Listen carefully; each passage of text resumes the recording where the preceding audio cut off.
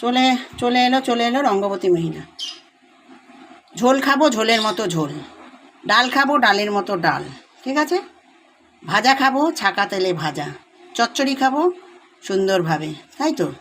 তাহলে ঝোল খাবো পাত শুকিয়ে, সেটাকে তো ঝোল বলে না, ঝোলের মতো ঝোল হবে।